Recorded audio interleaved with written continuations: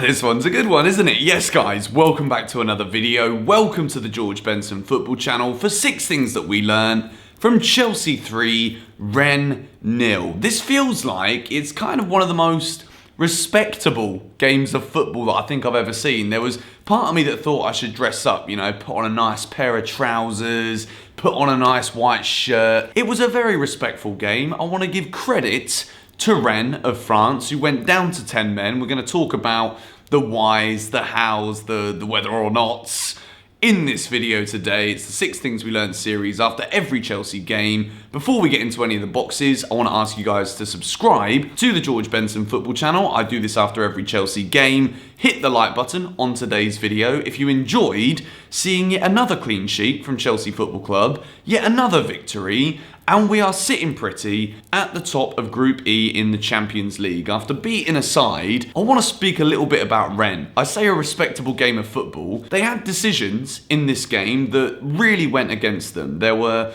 you know, conspicuous penalty calls that went in Chelsea's favour, which of course is absolutely delightful. I put it on Twitter. I said I'm still kind of reeling and raging about the penalties we didn't get against Barcelona that year when Avrebo, well, he basically mugged us off, didn't he? And he prevented us from going to yet another Champions League final. It's been, you know, it's been a while since Chelsea got the rub of the green, as the saying goes, in the Champions League. When it comes to decisions, you know, I think what we saw from this game today was job well done from Chelsea against a side that didn't give in. Despite going down to 10 men, they didn't kick up a hell of a fuss. The manager wasn't raging at the referees on the sidelines. They understood the decision. It could have been given. It was one of those that, even though it's very unfair, not only for the penalty to be given, but particularly the red card, there, you know, I'm a Chelsea fan. Obviously, I'm happy that the game has ended the way it did. It's a delightful victory. It's another 3 goals. It's another clean sheet for Big Edu. You got to feel a little bit hard done by for the opposition. But without any further ado, we're going to start off with a man who probably doesn't have to do too much, or there'll never be an easy blue box ever given again in my lifetime here on GBFC. I've given a blue box to Timo Werner. It's a weird one because I think his overall performance wasn't exactly like, you know, it's not going to grab that many headlines. It was one penalty and then a conspicuous penalty, or that actually ended up being in Chelsea's favour. He scored that as well. Other than that, he didn't really have any other chances to complete the hat-trick. And I would say it might be a little bit frustrating for him that he didn't complete his hat-trick and he still played the 90 minutes, considering we've got a match coming up this weekend against Sheffield United. Maybe, you know, Werner would have wanted to be a little bit more proactive in order to try and go ahead to get that hat-trick. But Chelsea were on cruise control for the majority of the game, despite it never really being too testing for us. Rennes did cause us some issues, but, you know, playing against 10 men, we are superior opposition. It's job well done. So Timo Werner, 2 more penalties, 2 more goals in a Chelsea shirt. Unfortunately, I've got to address that his German teammate Kai Havertz tested positive for COVID-19. So we didn't see Havertz in the squad tonight. We're not going to see him for a while. The good news is it's an international break. So it means that Havertz probably won't be playing for Germany due to COVID. So then his fitness is going to hopefully get back up to the highest possible level for when the international break is over. So here's Benson sitting talking about the positives of COVID-19. But get well soon, Mr. Kai Havertz. We love you. The GBFC fam love you. Chelsea FC love you. And we hope that you recover as quickly as possible. Now we move into box number 2. And, you know, first things first, I want to say that watching Reece James play football, I'm a massive Marmite fan. When you get a nice crumpet, you know, I'm sat here with my hat on as if I'm still in bloody England, and I'm missing England right now.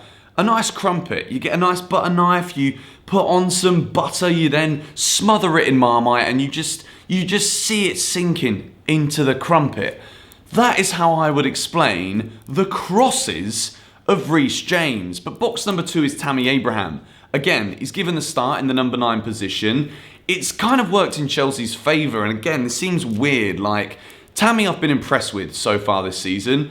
Pulisic gets an injury, and I'm not here saying, like, look how good it is that Christian Pulisic is injured, because he probably is our best attacking player, but the fact that we can see Tammy in that number 9 shirt playing alongside Timo Werner is an absolute joy to my eyes. And the fact he did get himself a goal today, he wrapped up the scoring with goal number 3, getting into the box, on a sumptuous Reece James cross. I'm delighted for Tammy. He gets another 60-odd minutes under his belt. He did come off for Olivier Giroud, who didn't really look as sharp as you'd like him to be, but, you know, he's not been playing a lot of football. Tammy's been the man ahead of him when called upon if Timo Werner's to play on the left wing. So Tammy gets his goal. I was impressed with him again. And box number 3, it would have been predictable for me to say Reece James, but I'm giving box number 3 to N'Golo Kante. I thought when Rennes was still involved in the game, I thought he cleaned up in front of the defence very well. We saw Jorginho deployed a little bit further forward. There were times where Jorginho was actually in the Rennes half, even though Chelsea had the ball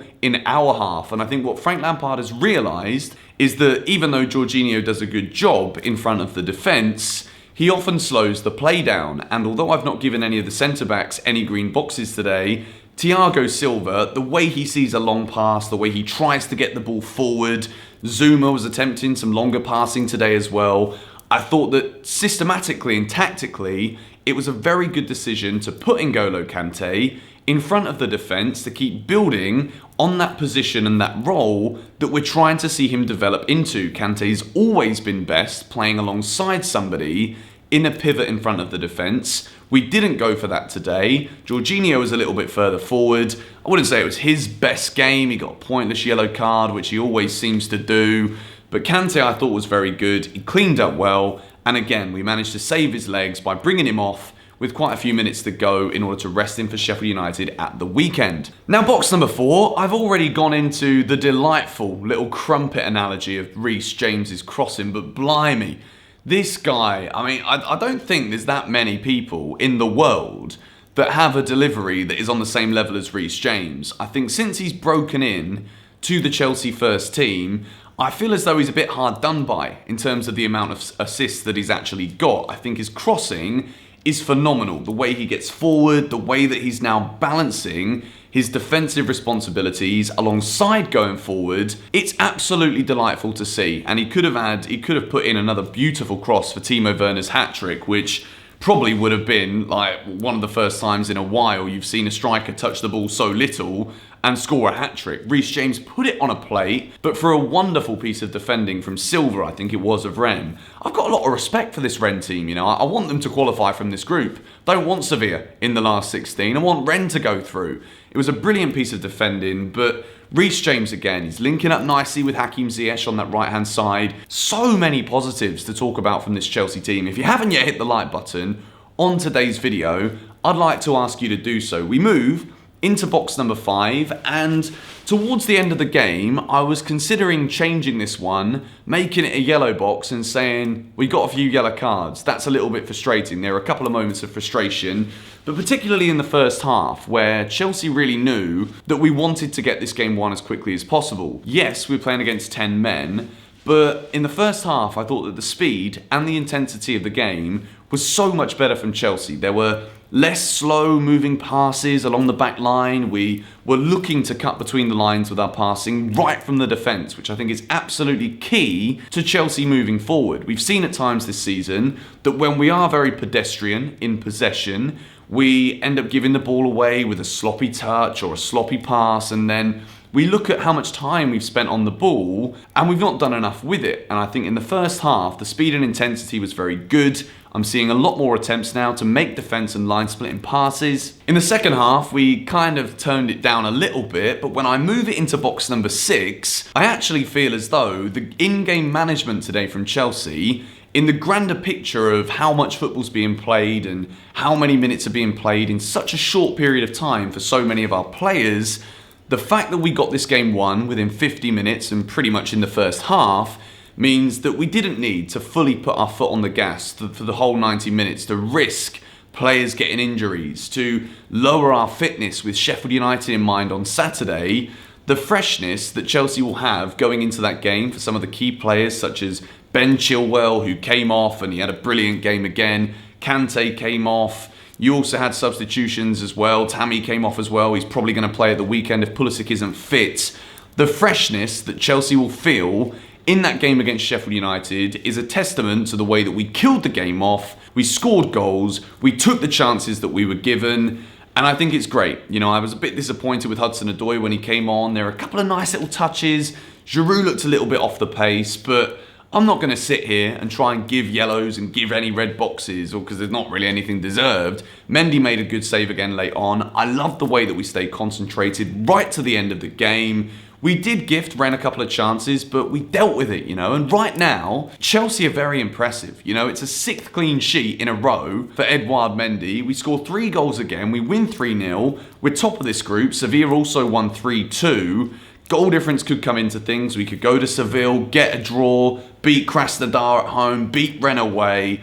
Rennes, I don't want to disrespect them. I thought they were brilliant, but it's job done again for Chelsea. And it is job done for me here on GBFC. I got an hour's sleep last night, but when Chelsea are winning, I just feel bloody brilliant. So I might go and try and find myself a nice little restaurant. It's early morning here in Bali. Get myself a crumpet, if I can find one, and celebrate with a little coffee. But anyway, if you guys enjoyed this video, be sure to hit the like button. And as always, with 6 things we learned, the key is to find out what you guys thought of the performance in the comments down below by leaving your 6 things, a bit like Hugo did with this comment that won him a copy of FIFA 21. So I'd love to see that kind of detail. Love to hear what you guys have to say. Subscribe if you're new, and I'll catch you all later. Goodbye.